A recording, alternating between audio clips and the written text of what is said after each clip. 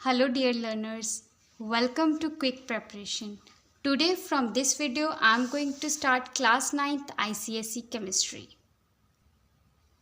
Students हम लोग chapter number 1 से शुरुआत करने जा रहे हैं. The name of the chapter is the language of chemistry यानी केमिस्ट्री की भाषा. इस चैप्टर में हम लोग केमिस्ट्री की भाषा के बारे में पढ़ेंगे. ठीक है, मतलब केमिस्ट्री के बेसिक्स के बारे में हम इस चैप्टर में पढ़ेंगे. फर्स्ट टॉपिक है इस चैप्टर का symbol of an element. Symbol क्या होता है? अब देखो, जैसे इस वर्ड में ये जो पूरा संसार है इसके अंदर बहुत सारे इंसान जीव जंतुओं से भरा हुआ है, उसी तरीके से केमिस्ट्री की दुनिया जो है वो एलिमेंट्स के साथ भरपूर है. केमिस्ट्री की दुनिया में बहुत सारे एलिमेंट्स हैं और उन एलिमेंट्स की कुछ शॉर्ट फॉर्म्स हैं और उन शॉर्ट फॉर्म्स को हम लोग क्या कह देते हैं? Symbol. So a symbol represent the short form of element. First time chemistry में जो सिंबल्स का इस्तेमाल किया गया था वो स्वीडिश केमिस्ट थे बर्जीलियम, उनके द्वारा किया गया था. जो हमारा सिंबल है, सिंबल दो सिग्निफिकेंसेस को रिप्रेजेंट करता है. ठीक है, इसके दो सिग्निफिकेंसेस हैं. First one qualitatively and second one is quantitatively. Qualitatively यानी कि क्वालिटी. इसके अंदर हम लोगों को एलिमेंट्स की क्वालिटी के बारे में पता चलता है. मीन्स कि क्वालिटी में क्या आ जाएगा? The name of the element, यानी कि सीधा सीधा हमें एलिमेंट के नेम के बारे में पता चलता है अगर हम क्वालिटेटिवली सिंबल को देखें. Next is quantitatively. क्वांटिटेटिवली यानी कि क्वांटिटी से रिप्रेजेंट है क्वांटिटेटिवली. क्वांटिटी अब किस चीज़ से क्वांटिटी रिप्रेजेंट होती है? पहले नंबर पे कितने नंबर हैं या कोई चीज़ का कितना वेट है. सिमिलरली इन द एलिमेंट, सो इसमें हमें पता चलता है कि एलिमेंट के अंदर कितने नंबर ऑफ एटम्स हैं और सेकेंडली हमें पता चलता है कि उस एटम का क्या वेट है. So this is the significance of symbol. Next is how to write the symbol of element, यानी कि एलिमेंट के सिंबल को हम लोग कैसे लिखते हैं. इसको लिखने के चार केसेस हैं, यानी चार तरीके हैं जिससे हमारे पास एलिमेंट्स के सिंबल को लिया गया है. ठीक है, एलिमेंट के सिंबल्स को लिखा गया है. फर्स्ट नंबर पे हमारे पास है first letter of the name of the element. जो भी एलिमेंट है उसके नेम का पहला लेटर, यानी फर्स्ट लेटर अगर हम ले लें तो उस फर्स्ट लेटर को हम एज अ सिंबल यूज़ कर सकते हैं. ये ऑलरेडी हमारे पास है, हम लोग खुद से नहीं लेंगे कि जैसे कार्बन है तो कार्बन का हम लोगों ने फर्स्ट लेटर ले लिया, नाइट्रोजन है उसका हम लोगों ने फर्स्ट लेटर ले लिया. ये ऑलरेडी हमारे पास सिंबल्स हैं, हमें वो सिंबल्स लर्न करने हैं. अपने आप मनगढ़ंत हमने नहीं बना लेना. जैसे मैं आपको बताती हूँ, ये कार्बन है और ये कोबाल्ट है. अब कोबाल्ट का सिंबल CO है और कार्बन का C है. सो ये ऑलरेडी हमारे पास हैं, हमने खुद से सिंबल्स नहीं बनाने हैं.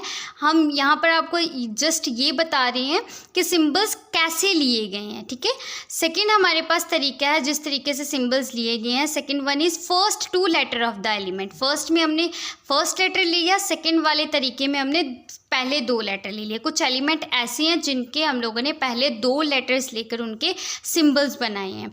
और थर्ड नंबर पे है from the Latin name of the element. कुछ एलिमेंट्स ऐसे हैं जिनके हम लोगों ने सिंबल्स उनके लैटिन नेम से लिए. जैसे सोडियम का लैटिन नेम है नाइट्रियम, पोटाशियम का लैटिन नेम है कैलियम. सो नाइट्रियम से हम लोगों ने N ले लिया और कैलियम से हम लोगों ने K ले लिया है. तो इस तरीके से सोडियम और पोटाशियम का हम लोगों ने सिंबल निकाला है. ठीक है, अब कुछ एलिमेंट्स हैं जिनका 100+ यानी 100 से ज़्यादा एटॉमिक नंबर है.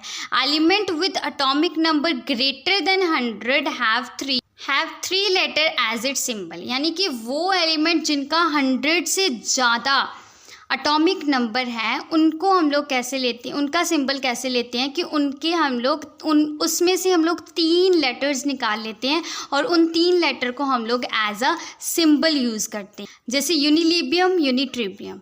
यूनिलिबियम में को हम लोग UNB से और यूनिट्रियम को हम लोग UNT के साथ रिप्रेजेंट करते हैं. ये है इनके सिंबल्स. ठीक है, हमारा नेक्स्ट टॉपिक है, बहुत इंपॉर्टेंट टॉपिक है, वैलेंसीज ऑफ एन एलिमेंट.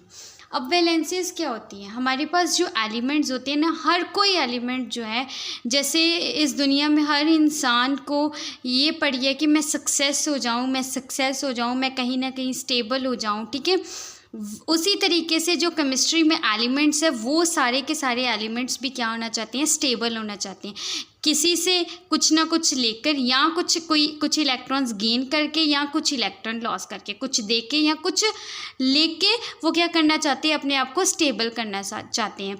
और वही कि वो कितने नंबर ऑफ़ इलेक्ट्रॉन्स ले रहे हैं या कितने नंबर ऑफ़ इलेक्ट्रॉन्स वो किसी को दे रहे हैं, ठीक है, कितने नंबर ऑफ़ इलेक्ट्रॉन वो लॉस कर रहे हैं, कितने नंबर ऑफ़ इलेक्ट्रॉन वो गेन कर रहे हैं अपने आप को स्टेबल करने के लिए, दैट इज़ इट्स वैलेंसी। वो क्या हो जाएगी, एलिमेंट्स की वैलेंसी हो जाएगी।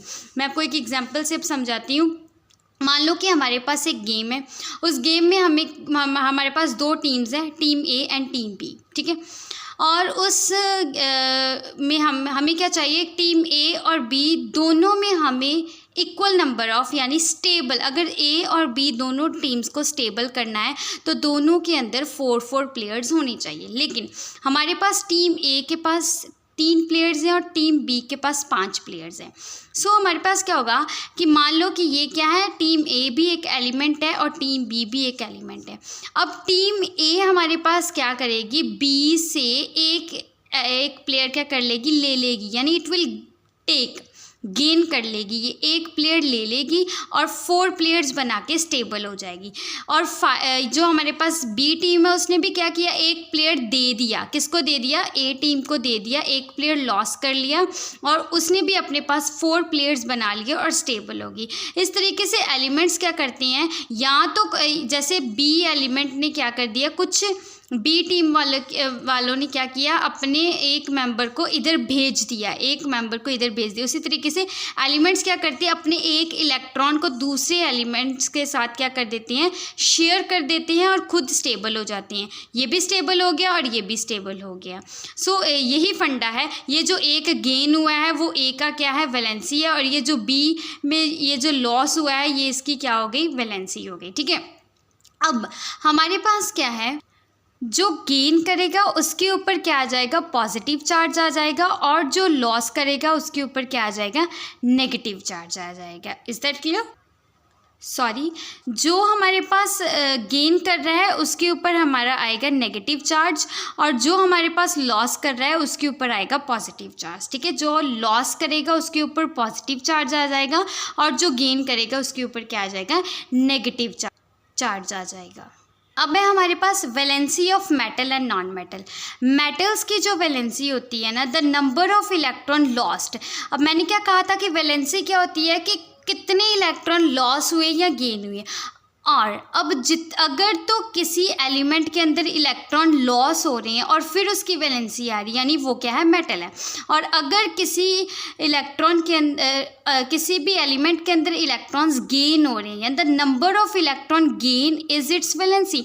नॉन मेटल्स के अंदर क्या होगा, जितने नंबर ऑफ इलेक्ट्रॉन्स क्या होंगे, गेन होंगे, जितने नंबर ऑफ़ इलेक्ट्रॉन्स गेन होंगे वो उसकी क्या होगी, वैलेंसी होगी। यानी अगर इलेक्ट्रॉन्स गेन हो रहे हैं तो नॉन मेटल है, और अगर इलेक्ट्रॉन्स लॉस्ट हो रहे हैं तो हमारे पास मेटल है। अब हम यहाँ पर मैं आपको एग्जांपल देती हूँ। मेटल की एग्जांपल है पोटाशियम और मैग्नीशियम, नॉन मेटल की है क्लोरीन और सल्फर, ठीक है। अब वैलेंसीज को कैसे निकालते हैं उसका एक अलग कंसेप्ट है, वो मैं आप लोगों को एक अलग वीडियो में बताऊंगी। लेकिन यहाँ इस वीडियो में आप लोगों को मैं एक ट्रिक्स बता देती हूँ, कुछ छोटी छोटी ट्रिक्स बता देती हूँ जिससे आप लोग कंपाउंड्स की वैलेंसी को पता कर सकते हैं, ठीक है। 1-2 ट्रिक है जो कि किसी थोड़े बहुत कंपाउंड्स के ऊपर एप्लीकेबल हो सकती हैं, ठीक है।